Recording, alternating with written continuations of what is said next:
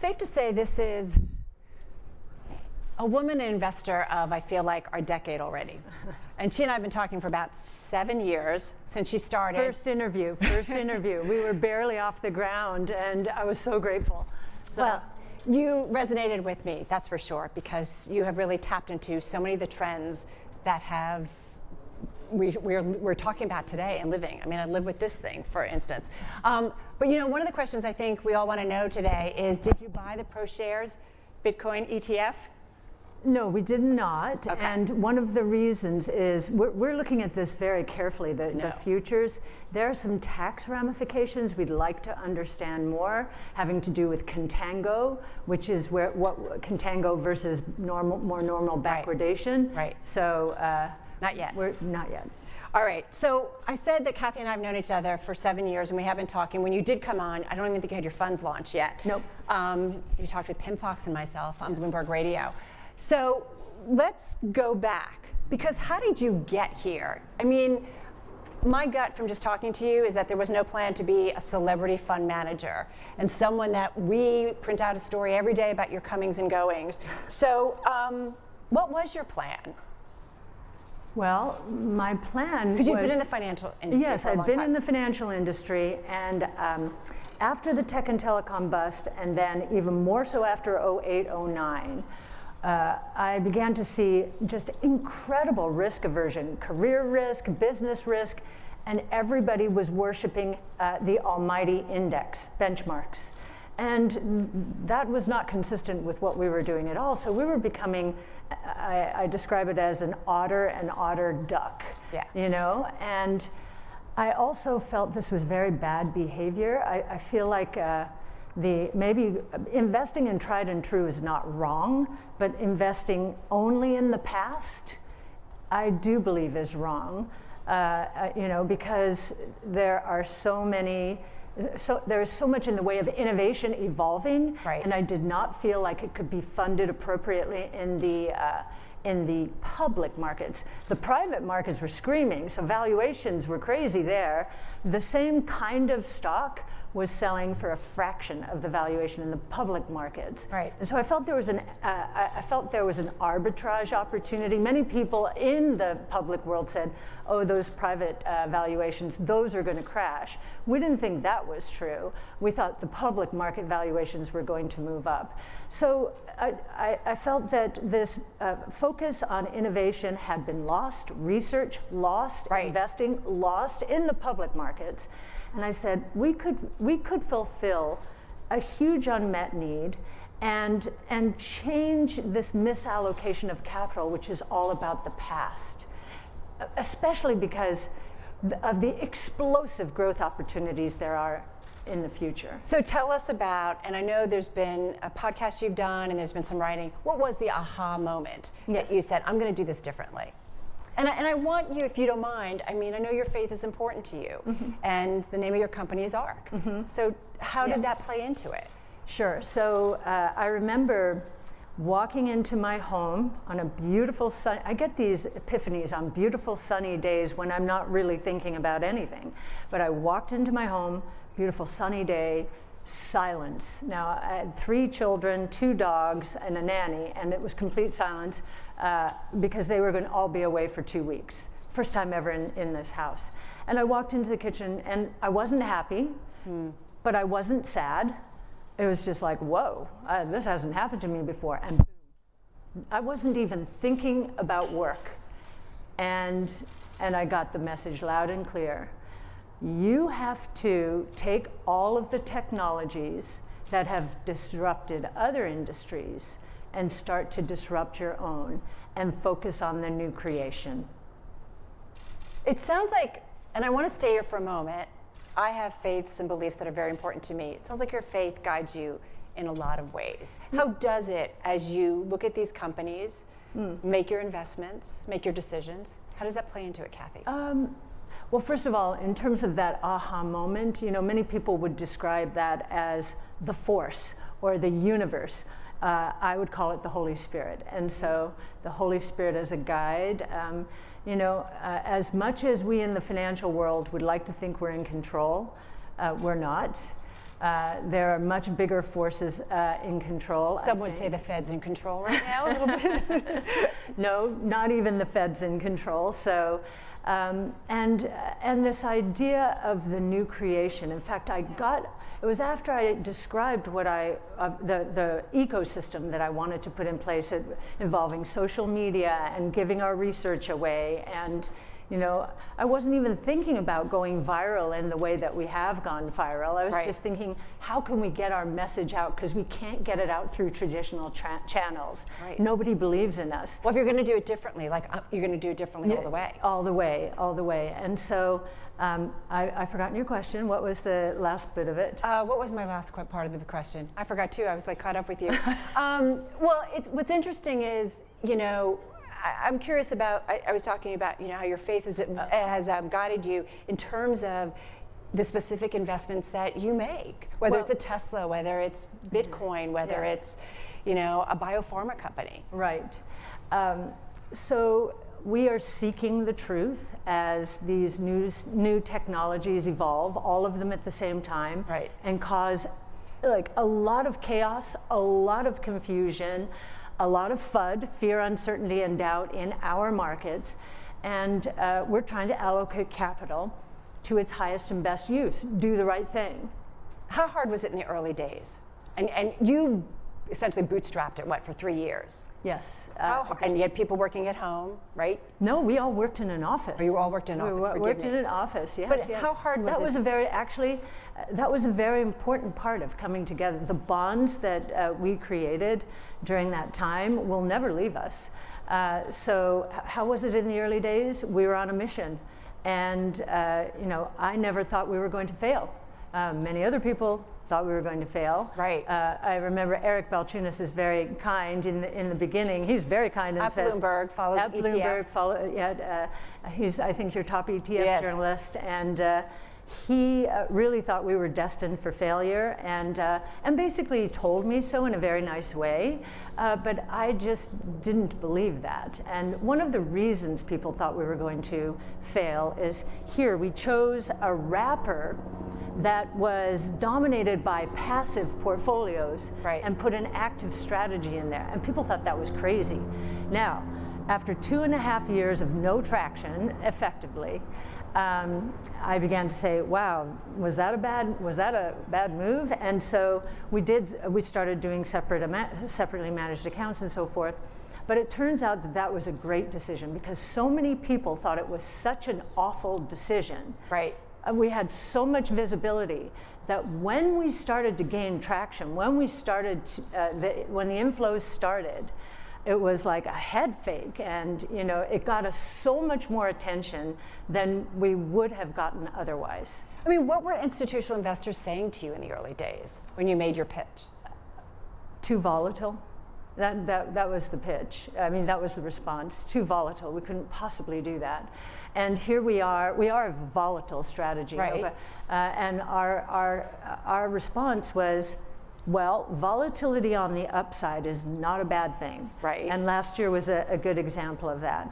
But the other thing, charts. But the other thing we said at the time, and we actually took our cues from a value investor who said to us, "I would never buy one stock in your portfolio, but I like your research and you might be right, so I'm going to just put 5%. This is a value investor, 5% as a hedge." And as did our first institutional investor, which is value-oriented, right. And kind of thought we were behaving like a value manager, long-term time horizon, and looking for extreme values. Well, value investors are using price to book and dividend yield and that sort of thing. We're using growth. You know, we're using spectacular growth rates that no one is expecting. And Tesla was our first proof of concept, I would say, a very visible one, where people were saying, what are they talking about? And all we had done was used Wright's Law, which is the centerpiece of our research, to try and figure out how quickly costs would decline in battery pack systems, and therefore how much prices would fall for electric vehicles and how quickly the uptake would be. And we saw Elon Musk, magnificent things happening in terms of But it wasn't cost. so easy to be invested in Tesla early on. For us, it was easy. Because you just believe the story, or? The most important call that we made initially with Tesla was, all right, Tesla's battery technology is unlike any other auto manufacturer's battery technology. Tesla was riding down the cost curve of the consumer electronics industry. So laptops, cell phones, huge volumes, right? And when you get a scaling like that, costs come down. It's called a learning curve in the tech industry. So Elon, you had auto manufacturers and auto analysts laughing at him. Elon is building his car on top of cell phone batteries. Isn't that funny? And what they didn't believe was that the engineering was possible. Right. So there was they just didn't think it was possible. And he did. And so even today, these cylindrical batteries that he's been using relative to lithium-ion pouch, lower cost and will remain lower cost for at least 3 years, we think, which means that any other auto manufacturer who wants the same performance and the same range at the same price will have to lose money on every car sold. So it keeps him in a really great position. And that's only one one of 4 barriers to entry. Well, but that was the first call we had to make. So Elon Musk and Tesla. So there is a point that you would get out. I know there's a story you've talked about. You put a mark on the stock price. I think it was 3,000? Yeah, 3,000 is our base case, not our bull case, but our base case. Okay, so there is a point where you could say, okay, I'm moving on. You've gotten out of Apple. I mean, these are backward-looking companies or technologies that you don't think are, or not necessarily? Not necessarily. They are very well understood. Their dynamics are well understood. They are the FANGs. Right. They're well owned. And we just want our clients to be exposed to the next FANGs, which are not going to be in the FANG category, but the next FANGs. And Tesla's becoming a FANG. You know, I think it'll end up in that grouping at some point. Yeah, we would sell. So our minimum hurdle rate of return expectation for a stock is 15% at an annualized rate over 5 years. So a doubling over 5 years. Tesla is about nearly a quadrupling over 5 years, so well within our range. So, you know, we have been taking profits, and that's because Tesla in here, I think it's becoming very obvious now that electric vehicles are taking massive share from traditional gas-powered vehicles. And so the stock finally is responding to that reality, because that has been true. Bounce back. Yes, it has. Whereas much of our portfolio has still been in a bit of a weak spot. So this is called portfolio management. That's all this is. Well, let's talk performance, because it's been off the charts, and it was certainly last year. This year, it's been a little bit tougher. If I go last year, 5 of ARC's 7 ETFs returned an average of 141%. 3 were the top performers among all U.S. funds. We wrote the story. You were the top stock picker in 2020. This year, if we look at ARC Innovation, down around 25% from its peak in February of this year. Yeah. It's up 7% for the year. What's tougher about this year for you guys? Well, it's not tougher. We expected it and wanted it, actually. Not that we want our stocks to go down, but what we didn't want was another bubble, which was when the market became more and more narrowly focused on just one group. Right. Instead, what happened, energy's up 50% this year, financials are up 30%, and oh, by the way, we think those 2 sectors are going to be the most disrupted of any. But what's happened is there has been a rotation into value as a style, as fears of inflation and interest rates increasing picked up, and therefore there's been a broadening out of this bull market. I think we are in a very strong bull market, very strong bull market. It has overcome a doubling of interest rates, long-term interest rates in the first quarter, all of this tax talk, all of this strife. No worry that there's so much money chasing too many options? I mean, am I worried about inflation? Is that the question? Yes. Well, and bubbles within the market. Not bubbles. I can tell you, the way I know that is from the nature of the questioning that we get when we go into any meeting, retail or institutional. Right. It's much more about risks, very little about opportunity. That's not what happens during a bubble. But inflation, now we do have a differentiated point of view there. Art Laffer is my mentor. We did an interview with you. We talked about it. Yes. And so I've always had to, as part of my portfolio management perspective, I've always had to have an understanding of the economic backdrop. You actually debated Henry Kaufman way back when. Oh, yes. From what I understand, when you were I was at Jennison. Jennison, Henry Kaufman, Al Wojtlauer, Gary Winkowski. The original Dr. Doom. Yeah, Doctors Doom and Gloom. No, Doctors Doom and Death. Right. Yeah. Yeah. Yes. And so, and that's where I learned about, wow, if everyone is going in that direction, and back then it was inflation and interest rates are embedded in the system at a double-digit rate. This is the early 80s. Right. And someone dares to go the opposite way after those who had gone the opposite way had been bludgeoned with higher interest rates and higher inflation. So this was timing. There's a lot of money to be made. And that's how I felt about innovation. And that's how I still feel about it. So inflation.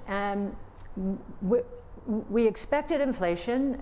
I do these YouTube videos, and we started talking about the base effect and supply chain issues last year.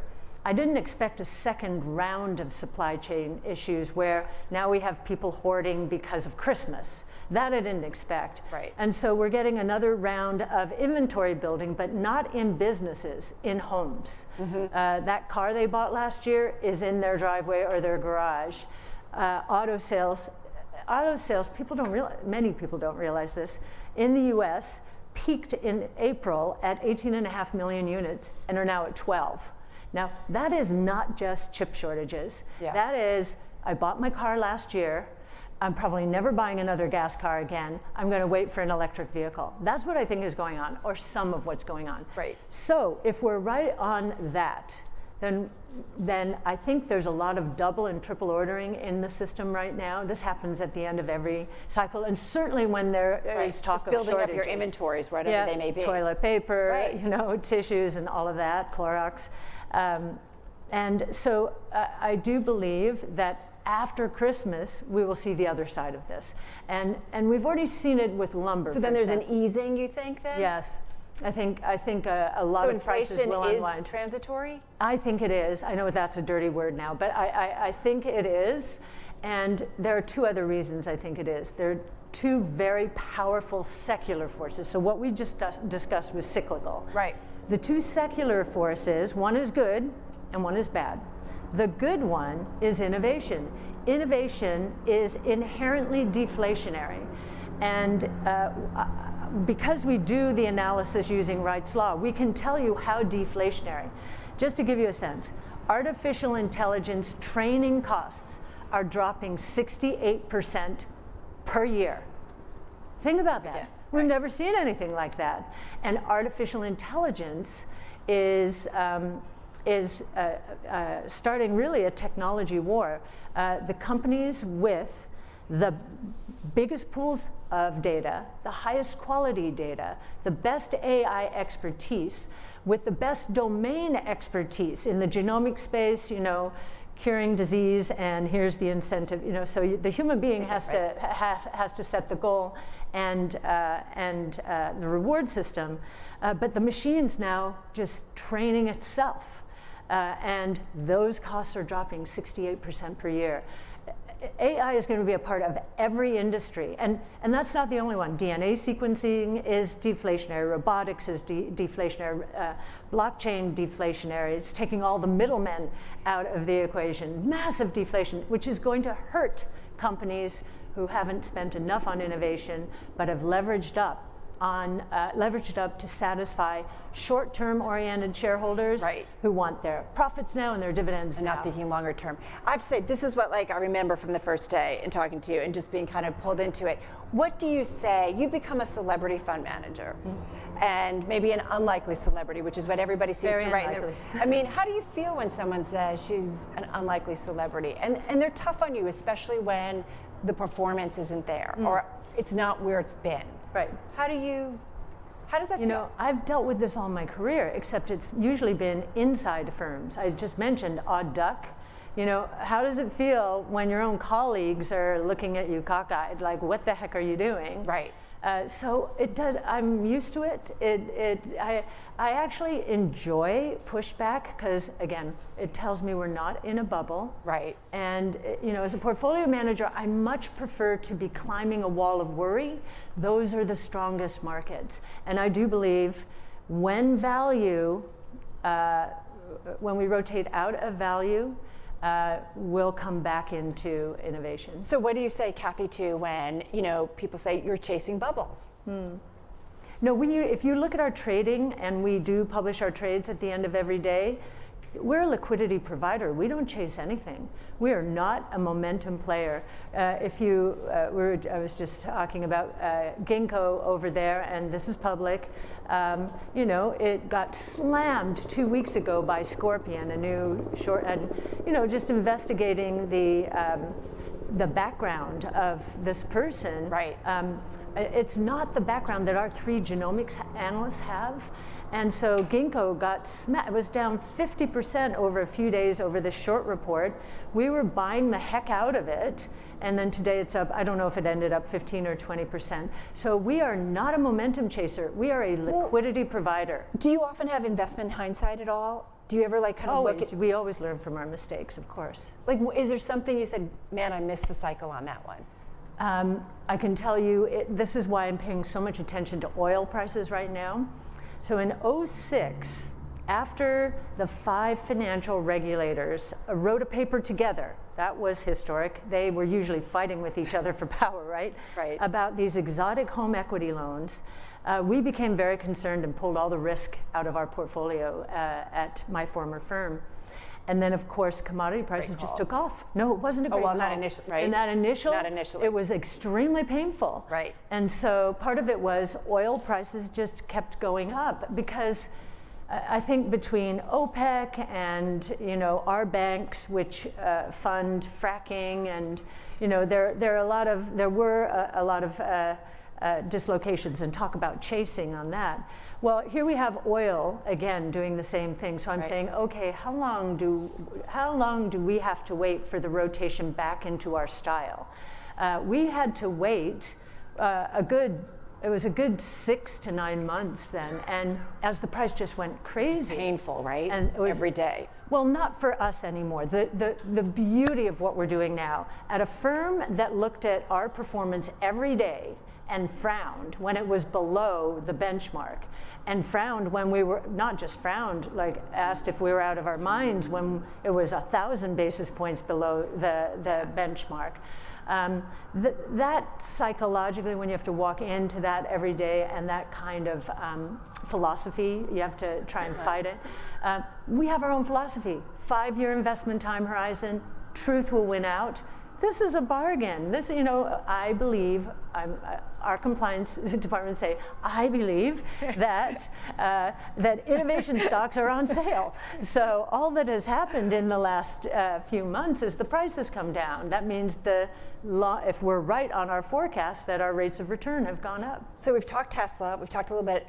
Tell me a little bit more about Bitcoin and where you see, I've never seen anything so debated. Obviously, we're seeing more legitimization as we see regulators, certainly in the US and around the world, moving forward. Today was a big day.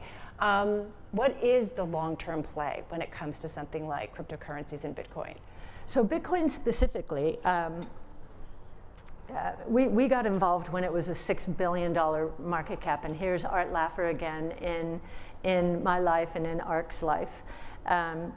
It was a $6 billion cap then. Now it's over $1 trillion, but we were asking the question, this was 2015, could Bitcoin serve the 3 roles of money? And we came to the conclusion that it was possible. Art Laffer collaborated. He tore our original paper up. And as we were going through it, he said, this is the rules-based monetary system I've been waiting for since we left the gold exchange standard, 1971. Right. And I said to him, oh, how big could this be? And he said, well, how big is the US monetary base? And back then, remember, this is a $6 billion cap. Back then, it was a $4.5 trillion monetary base. Today, we're at $8.5 trillion. And Bitcoin's at $1 trillion. And that's just one of its roles, I think the most fascinating thing that's happening is in El Salvador. Have you heard? They deemed Bitcoin, the president, who tweets every day, deemed Bitcoin legal tender. And it was a Bloomberg quiz question. Okay. We do it every week. Anyway. Okay. And sent a Chivo wallet to everyone in the population eligible, so 4 million. 3 million, it had $30 worth of Bitcoin in it. 3 million have downloaded it. Only 1.2 million in that country have a banking relationship. So this is the new bank, digital wallets, and it's going to be true in this country, it's going to be true around the world. So all in. All in. China, yes. You've been in, you've been out. And sometimes we're trying to understand. Yes. So how are we supposed to look at China right now? And the clampdowns that we've seen in the government, certainly on different sectors Yes. that have just decimated those sectors in terms of the value of them. Yes. So what do you expect kind of to be your involvement? Yes, an investment play. Our first move away from China was when China was had a very strong move, and the innovation there was being deeply appreciated while ours was not. So that was that kind of move. The second time we moved in, or then we moved in. Why? We saw the reaction to COVID, and we got more interested because it was the most disciplined country in terms of both monetary and fiscal policy during the crisis. And I thought that China had the possibility of becoming the Germany and Switzerland of the world, in terms of discipline, monetary and fiscal. As soon as Jack Ma was banished, effectively, last November, we started pulling back, because what we're doing, and especially during February through May, where our strategy, just to give you a sense how volatile that is, our strategy from mid-February through mid-May, most people wouldn't admit this maybe, but this is how volatile we are. Yeah. Transparency was down 37%, peak to trough. So we have come back, but during that period, what we do, as we always do, we concentrated our portfolio towards our highest conviction names. China was moving away because almost every week and month there was a new regulatory move or crackdown. And so it was easy to do that. It was great because I'm always scrambling, looking for cash during a correction. Okay, where's the confidence lower? Where let's buy into some of these, our favorites here. Now, common prosperity. So what have we done? No China in our flagship. We do own some China in a few of our portfolios, the ones focused on autonomous technology and robotics. But we're very particular. Very low margin companies, because margin is clearly not appreciated by the government anymore. Common prosperity. Right. And very beneficial to tier 3, tier 4 cities, common prosperity. So JD Logistics, JD.com, Pinduoduo. Does it stay this way, do you think, in China for a while? Well, I mean, it's hard to say, yes. But China is certainly a country when they make a decision, it's longer term. It's longer term planning. Right. And President Xi certainly seems to be on this mission. And I think he is very unsettled that the 3-child policy is not working. Yeah. And so there's a big social engineering, and by the way, this was all very forecastable, right? I mean, demographics, they knew 50 years ago what was going to happen. Right. So I think that's part of it, and there are the haves and the have-nots in China, like there is around the world. I think China's taking it more seriously because there's probably more social unrest than we now appreciate. What I don't understand is they're going after real estate, which is 75% of the consumer savings in China. Individuals in China. And if yes, individual saving. If the prices are going down, which they have been, I think that could really hurt consumer confidence. I think it already is. And then last weekend, or the weekend before, the government, the national government, went after the regulators who had focused on the financial industry, as well as the financial institutions. And I'm just saying, wow, they're playing with fire. It's a moving, yeah. And talk about a cyclical risk out there. Think about that if we lose China. At the margin, China has been responsible for a tremendous amount of cyclical growth. Right. And exactly. Commodity price inflation. Did an M&A panel here, and one of the risks that one of the bankers brought up is that China specifically, geopolitical even though, in terms of military tension. So everybody's watching. So the future. Yeah. It's in Florida. Oh, yes. How come?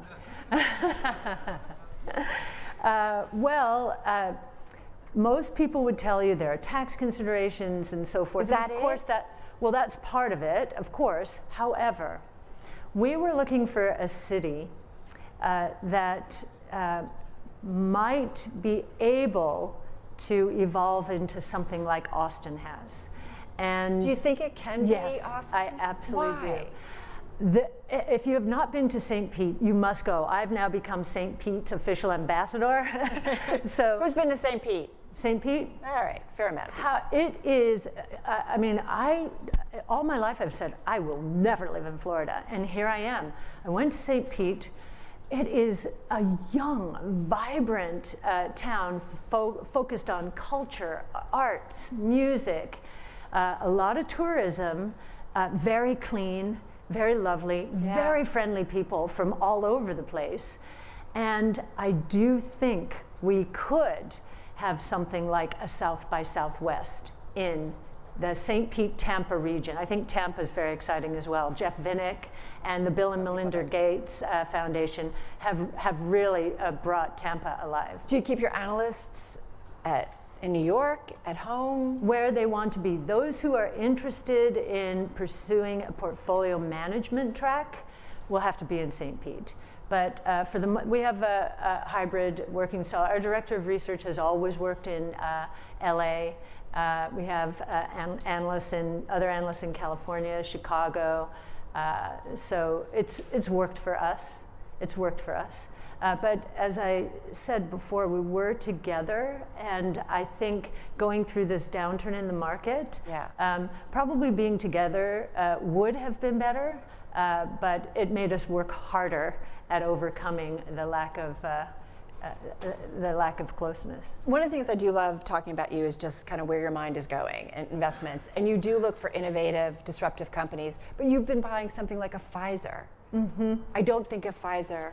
Yes. It's the old big pharma. Yeah. With the infrastructure and the legacy of it, but it is a company that you found interesting. So we think one of the most interesting opportunities out there that is in the value space is biotech and maybe some pharma.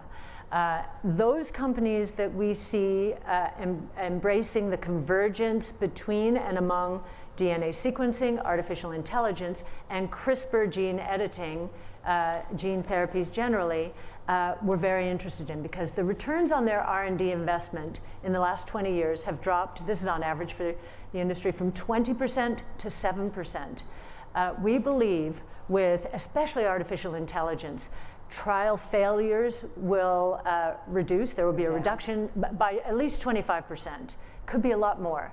The time to market could be 25% less. And so we could go back to the golden age. Now, not every company is embracing these, but those who are, and Pfizer, with some of its moves into base editing, is intriguing us here, as is Regeneron and Vertex. So what's the moonshot we should be thinking about? I did an interesting panel here about longevity and technology, and just talking about different types of technologies that are out there. What is the Tesla of tomorrow? What is the Apple of tomorrow? I mean, obviously we don't know, but what is it in terms of the general technologies? You guys do the research that we should be thinking about. Well, I do think the genomic space, because of how our industry is set up, where you have healthcare analysts who historically have not liked technology, and technology analysts who historically have not liked to get involved with healthcare, too regulated, too slow. We've got this major convergence taking place, and I don't think the traditional asset management world, from a research point of view, is set up correctly to capitalize on it. We have set up our team by technologies. And we have 3 genome analysts, so we've got them very specialized on the technologies, and they are looking at how these technologies are going to cut across sectors.